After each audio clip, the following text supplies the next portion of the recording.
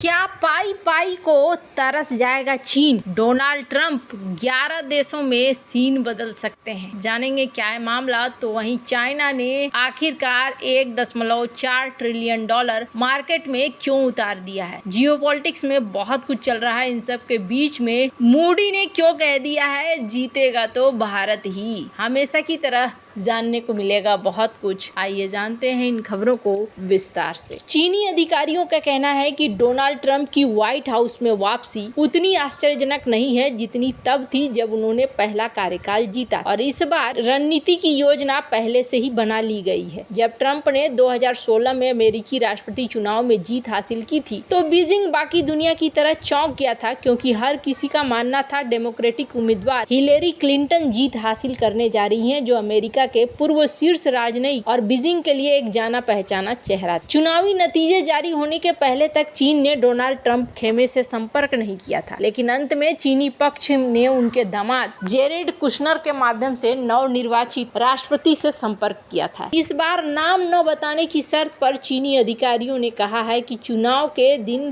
काफी पहले ही शोध और तैयारी का काम चल रहा था, ताकि ट्रंप के दूसरे कार्यकाल की स्थिति में बीजिंग बेहतर तरीके से तैयार। चीनी अधिकारियों ने उन नीतिगत चुनौतियों के बारे में बताया जो डोनाल्ड ट्रंप के दूसरे कार्यकाल के दौरान सामने आने वाली हैं। इस शोध की निगरानी करने वाले अधिकारी के अनुसार डोनाल्ड ट्रंप के दूसरे कार्यकाल की संभावना के लिए कैसे तैयारी रहे, इस पर चर्चा काफी पहले शुरू हो गई। कईयों का मानना है कि सबसे अमीर व्यक्ति एलन मस्क द्वारा निभाई गई प्रमुख भूमिका के साथ साथ चीन के साथ उनके संबंधों पर भी नजर रखी जा रही है। टेस्ला और स्पेसएक्स के मालिक एलन मस्क ने डोनाल्ड ट्रंप के अभियान को फंड देने में मदद करने के लिए 120 मिलियन अमेरिकी डॉलर से ज्यादा। एलन मस्क का चीन में विशालकाय कारोबार होने के कारण शीर्ष चीनी नेताओं के साथ भी व्यापक लेन देन रहा है, लेकिन यह साफ नहीं है कि नए प्रशासन में अरबपति कारोबारी का क्या भूमिका होगी। चीनी अधिकारियों ने कहा है कि जब ट्रंप वापस आएंगे तो अमेरिका अपने रणनीति को फिर से शुरू कर सकता है और मैन्युफैक्चरर को वापस घर लाने पर जोर दे सकता है, जिससे व्यापार युद्ध बढ़ सकता है। इससे प्रोडक्ट के निर्यात में बाधाएं पैदा होंगी। चीन की वास्तविक अर्थव्यवस्था प्रभावित हो सकती है। चीन की मध्य पूर्व विदेश नीति से परिचित एक अन्य सूत्र ने कहा है कि ट्रंप के इजराइल के लिए मजबूत समर्थन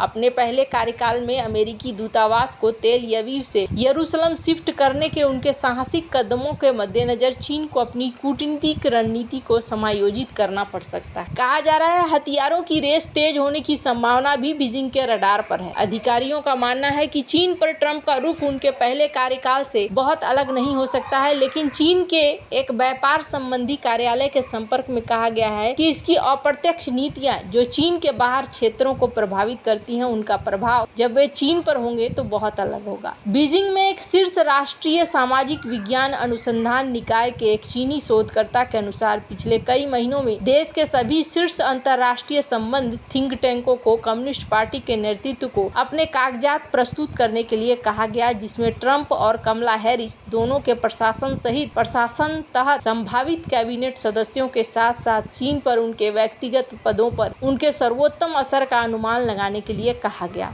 उन्होंने कहा कि मुख्य बात यह है कि वे क्या करेंगे, हम इसका सामना कैसे करेंगे। नानजिंग यूनिवर्सिटी के स्कूल ऑफ इंटरनेशनल स्टडीज के कार्यकारी डीन झू फेंग के मुताबिक ट्रंप के पहले कार्यकाल से मिले अनुभव के कारण चीन इस बार बेहतर तरीके से तैयार है, और उसी हिसाब से चीन ने यहाँ पर व्यापार युद्ध को देखते हुए घरेलू कारोबार में अरबों डॉलर झोंकना शुरू कर दिया है। यहाँ पर देख रहे हैं आप, एक बहुत बड़े पैकेज की घोषणा की है चाइना ने, और ये पैकेज कोई छोटा मोटा पैकेज नहीं है। 1.4 ट्रिलियन डॉलर का पैकेज है। आने वाले 5 सालों के लिए ये जो है छुपे हुए कर्ज को हैंडल करने के लिए किया गया है, जैसा कि हमने आपको पहले भी बताया। पर कहा जा रहा है कि जिस तरीके से सीन चल रहा है वो चाइना के लिए मुश्किल लाने वाला है। डोनाल्ड ट्रंप को अमेरिकी चुनाव में जो जीत हासिल हुई है, 20 जनवरी को वो राष्ट्रपति चुनाव की शपथ लेंगे। उनके राष्ट्रपति बनने के बाद अब एक तो तय मानी जा रही कि अमेरिका की खास तौर पर इकोनॉमिक पॉलिसीज में काफी बदलाव होगा। खासकर चीन के साथ आर्थिक संबंधों को लेकर एक बार फिर से वही माहौल दिखाई दे सकता है जो उनके पहले के राष्ट्रपति कार्यकाल में देखने को मिला, जिसका फायदा साउथ एशियन देशों को मिलता हुआ दिखाई दे सकता है। International rating agency Moody's Moody's की एक रिपोर्ट के अनुसार डोनाल्ड ट्रंप के राष्ट्रपति बनने के बाद भारत समेत आसियान देशों को बड़ा फायदा हो सकता है। आपको बता दें, आखिर मूडीज ने ऐसा कौन सा गठित सामने रखा है जिससे चीन पाई के लिए तरसता हुआ नजर आएगा। भारत समेत आसियान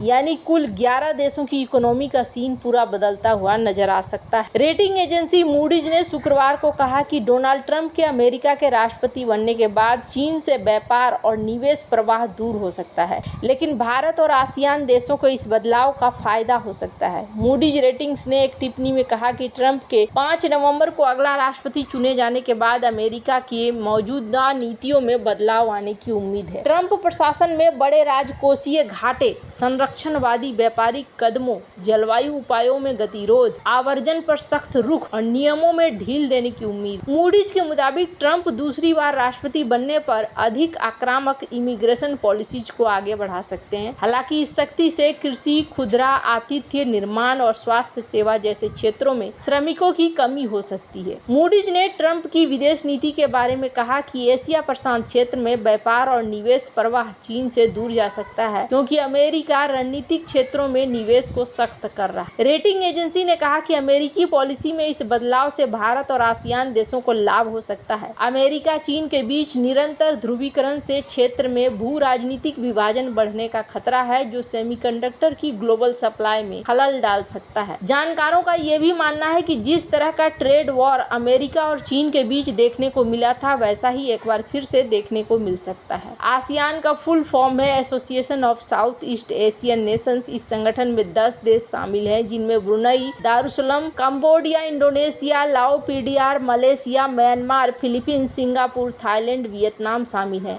आसियान की स्थापना 8 अगस्त 1967 को इंडोनेशिया, मलेशिया, फिलीपींस, सिंगापुर और थाईलैंड द्वारा बैंकॉक, थाईलैंड में की गई। 1999 में कंबोडिया शामिल होने वाला हालिया सदस्य है। खास बात यह है कि आसियान एशिया की तीसरी सबसे बड़ी रीजनल इकोनॉमी है, दुनिया की 5वीं सबसे बड़ी इकोनॉमी है। वहीं भारत को भी इसमें जोड़ दिया जाए तो इसकी इकोनॉमी साइज और बड़ी हो जाती है। मौजूदा समय में भारत दुनिया की 5वीं सबसे बड़ी इकोनॉमी है। अनुमान है कि अगले 2 साल में भारत दुनिया की तीसरी सबसे बड़ी इकोनॉमी बन जाएगा। अब ये जो 11 देश है ना, ये 11 देश यहाँ पर सारा माल समेट लेंगे। भारत का नाम यहाँ मूडी पहले पे लिख रहा है और ये चीज बताती है कि जो कहानी है वो कहानी बहुत ही ज्यादा भारी पड़ने वाली है चाइना को। वहीं बात करें भारत की इकोनॉमी का, तो भारत की इकोनॉमी में बदलाव भी देखा जा रहा है। इस वक्त भारत में 2,20,000 ऐसे लोग हैं जो टैक्सेबल इनकम जिनकी है 1 करोड़ के ऊपर, और कहा जा रहा है ये जो पिछले